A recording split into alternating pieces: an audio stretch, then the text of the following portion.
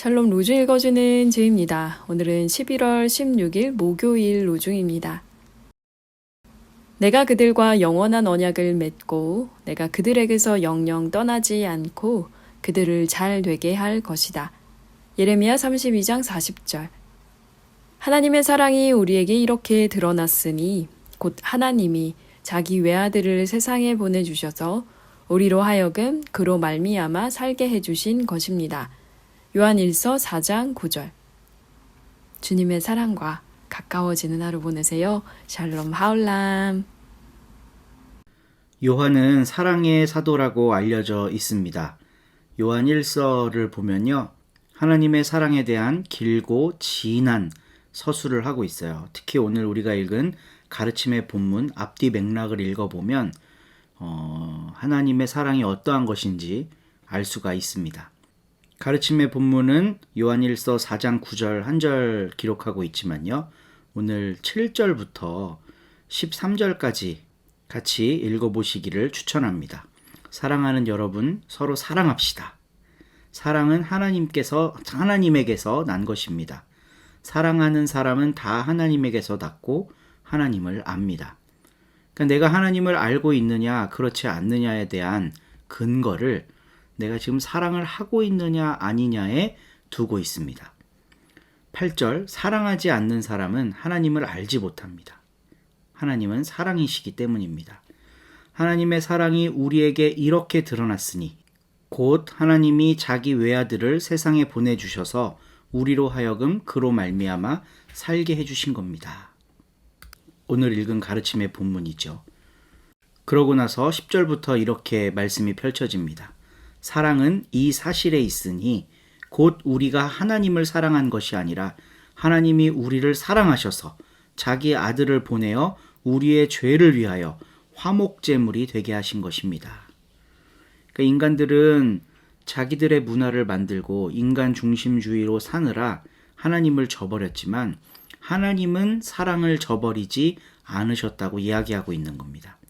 그래서 그 사랑을 받은 사람은 이제 응답해야 합니다.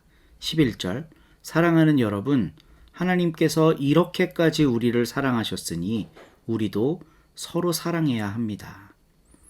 하나님의 사랑을 받았기 때문에 그 사랑에 힘입어서 새로운 사랑을 펼쳐나갈 수 있음을 이야기하고 있는 거죠. 12절, 지금까지 하나님을 본 사람은 없습니다. 그러나 우리가 서로 사랑하면 하나님이 우리 가운데 계시고 또 하나님의 사랑이 우리 가운데서 완성된 것입니다.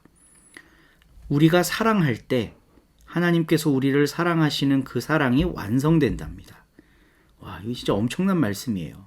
그리고 13절, 하나님이 우리에게 자기 영을 나누어 주셨습니다. 이것으로 우리가 하나님 안에 있고 또 하나님이 우리 안에 계시다는 것을 우리는 압니다. 하나님의 영이라는 건 곧 사랑의 영입니다. 공동체 안에서 사랑을 해 나갈 수 있느냐 없느냐, 이게 하나님이 계시냐 안 계시냐와도 직결되는 거죠. 사랑이 없는 공동체에는 하나님이 계시지 않습니다. 요한에 따르면요. 사랑이 없는 삶에는 하나님의 능력이 나타나지 않습니다. 이렇게 바꾸어서 읽어보아도 괜찮겠습니다. 오늘 이 말씀을 붙잡고 또 우리를 성찰하며 우리 안에 사랑이 나타나고 있는가 살펴보았으면 좋겠어요. 그리고 오늘 내 삶의 가까이에 있는 식구들, 그리고 함께 신앙 공동체로 엮인 우리 서로 공동체를 위해 기도하시면 좋겠습니다. 우리가 서로 사랑의 에너지를 나누며 그 사랑을 확장해 나아갈 수 있도록 도와주십시오. 그래서 우리를 통해 하나님의 사랑이 이 땅을 밝힐 수 있도록 우리를 사용해 주십시오. 기도로 나아가는 오늘 하루 되시기를 바랍니다. 좋은 하루 되세요. 19장. 그러자 그때 빌라도가 예수님을 끌어다가 채찍질하게 했다. 또 병사들이 가시로 된 왕관을 엮어서 예수님의 머리에 씌우고 자주색 옷을 둘러입혔다. 그러고는 예수님께로 와서 유대아 사람들의 임금님 만세 하고 말했다. 그리고 예수님의 뺨을 후려쳐댔다. 다시 빌라도가 바깥으로 나왔다. 그리고 유대아 사람들에게 말한다. 보시오, 내가 여러분에게 그를 데리고 나오고 있소. 여러분은 알아야 하오. 나는 그에게서 아무런 기소 이유를 찾지 못하고 있소. 그러자 예수님이 밖으로 나오셨다. 가시왕관을 쓰고 자주색 옷을 입고 계셨다. 빌라도가 사람들에게 말한다. 보시오, 그 사람이요. 대제사장들과 딸린 아랫사람들이 예수님을 보자 소리쳐 말했다. 십자가에 매다십시오. 십자가에 매다십시오. 빌라도가 그들에게 말한다. 여러분이 직접 그를 끌어다가 십자가에 매다시오. 나로서는 그에게서 기소 이유를 찾지 못하고 있으니 말이오. 유대아 사람들이 빌라도에게 대답했다. 우리에게는 율법이 있습니다. 그리고 율법에 따르면 그는 죽어야 합니다. 그가 자기를 하나님의 아들이라고 주장하고 있기 때문입니다. 빌라도는 이 말을 들었을 때 더욱 두려워졌다. 그래서 프라이토리온으로 다시 들어갔다. 그리고 예수님께 말한다. 당신은 도대체 어디서 왔소?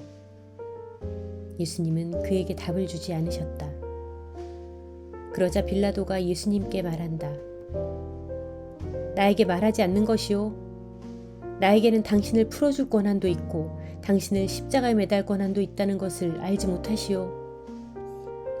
예수님이 그에게 대답하셨다. 나를 거스를 권한이 총독에게는 전혀 없소. 위로부터 총독에게 주어지지 않으면 말이오.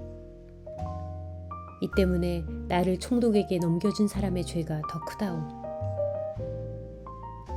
이런 이유로 빌라도는 예수님을 풀어주려고 애를 썼다. 그러나 유대아 사람들은 외쳤다. 이 사람을 풀어주신다면 총독님은 카이사르님의 친구가 아닙니다. 자신이 임금이라고 주장하는 사람은 모두 카이사르님께 대적하는 것입니다. 그러자 빌라도가 이런 말을 듣고서 예수님을 밖으로 데리고 왔다. 그리고 재판석에 앉았다. 재판석 있는 곳은 리토스트로토스, 돌박아 놓은 곳이라 불린다. 히브리 말로는 가바다이다. 넘는 명절을 준비하는 날이었고 시간은 낮 12시쯤이었다. 빌라도가 유대아 사람들에게 말한다. 보시오, 여러분의 임금이요. 그러자 저 유대아 사람들이 외쳤다. 없애버리십시오. 없애버리십시오. 그를 십자가에 매다십시오. 빌라도가 그들에게 묻는다. 여러분의 임금을 내가 십자가에 매달아야 하겠소? 대제사장들이 대답했다. 카이사르님 밖에는 우리에게 임금이 없습니다. 그러자 그때 빌라도가 예수님을 유대아 사람들에게 넘겨주었다. 십자가에 매달리시도록 한 것이다. 그래서 유대아 사람들이 예수님을 넘겨받았다. 예수님은 몸소 십자가를 메고 나가서 해골 모양의 장소라는 곳으로 가셨다. 그것을 히브리 말로는 골고다라고 한다. 그곳에서 그들이 예수님을 십자가에 못 박아 매달았다. 예수님과 함께 다른 두 사람을 이쪽과 저쪽에 매달았고 그 가운데 예수님을 매달았다. 빌라도가 죄명도 폐에 적어 십자가에 붙여두었다. 나사렛 예수, 유대아 사람들의 임금이라고 적혀 있었다. 그래서 폐에 적힌 이런 죄명을 유대아 사람들 가운데 많은 이들이 읽게 되었다. 예수님이 십자가에 매달리신 곳은 그 도시에서 가까웠기 때문이다. 죄명은 히브리말, 로마말, 그리스말로 적혀 있었다. 그래서 빌라도에게 유대아 사람들의 대제사장들이 말했다. 유대아 사람들의 임금이 아니라 저 사람이 주장하기를 나는 유대아 사람들의 임금이다 라고 했다고 적어 놓으십시오. 빌라도가 대답했다. 내가 적어둘 것을 적어두었소. 이제 병사들이 예수님을 십자가에 매달고 나서 그의 겉옷을 가져다가 몫을 넷으로 만들어 저마다 한 몫씩 가졌다. 이윽고 통호차례였다. 그런데 통옷은 이음매가 없었고 위로부터 통째로 이어서 짠 옷이었다. 그래서 그들이 서로 말했다. 그것을 찢지 말고 누가 가질지 그것을 두고 제비를 뽑읍시다. 이것은 성경 말씀이 이루어지게 하려는 것이었다. 이런 말씀이었다. 그들이 나누었다. 내 겉옷을 자기들끼리.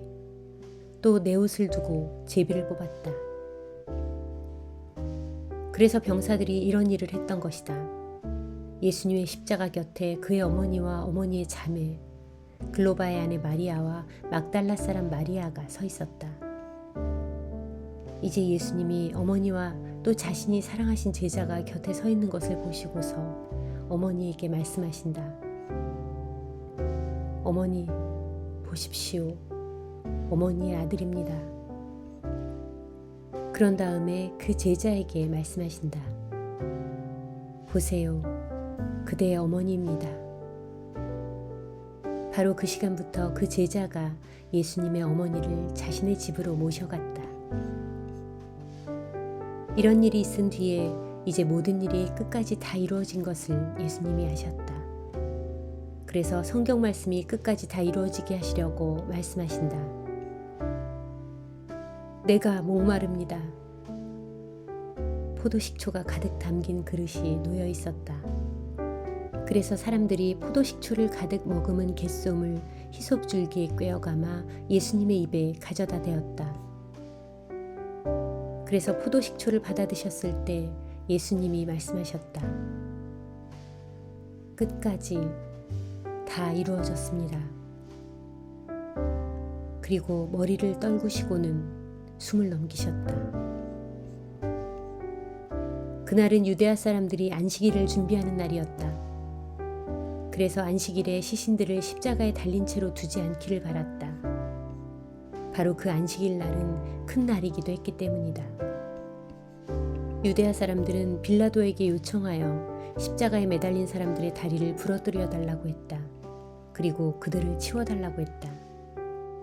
그래서 병사들이 와서 첫 번째 사람의 두 다리를 부러뜨렸다. 그 사람과 함께 십자가에 매달린 다른 사람의 다리도 그렇게 했다. 그런데 그들이 예수님 앞으로 와서 보니 예수님은 이미 돌아가신 상태였다. 그래서 예수님의 다리는 부러뜨리지 않았다. 그러나 병사들 가운데 한 명이 창으로 예수님의 옆구리를 찔렀다. 그러자 곧바로 피와 물이 흘러나왔다. 이것을 직접 본 사람이 증언했다. 그리고 그의 증언은 참되다. 그 사람은 자기가 참된 것을 말하고 있다는 것을 알고 있다. 여러분 자신들도 믿게 하도록 증언한 것이다.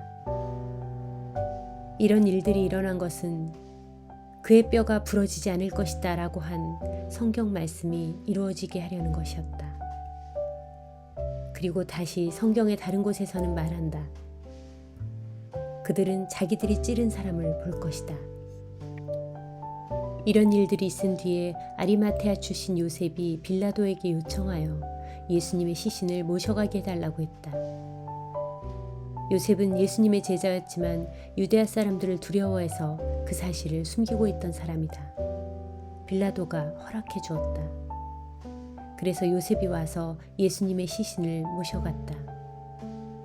한편 니고데모도 왔다. 그는 예전에 밤에 예수님께 찾아왔던 사람으로 모리약과 알로에 섞은 것을 33kg쯤 가져왔다. 그들이 예수님의 시신을 받아서 그것을 갖가지 향료와 함께 고운 삼배로 묶었다.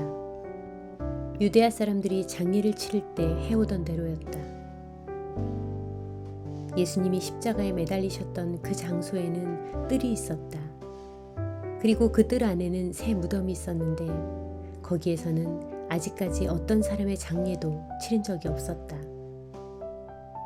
그래서 그들은 유대아 사람들이 안식일을 준비하는 날인데다가 그 무덤이 가까이 있기도 하여 거기에 예수님을 모셨다.